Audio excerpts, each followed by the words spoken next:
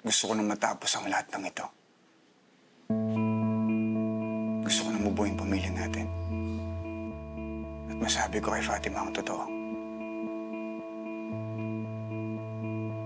Malapit na, Abra. Bakit tayo iniwan ni Atoy?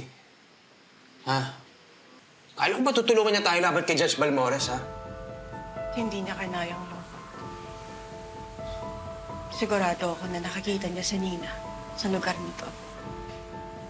Kaya mas minabuti pa niyang umalis.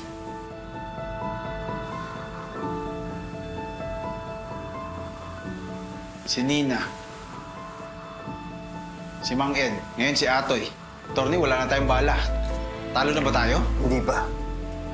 Hindi tayo pwedeng sumuko.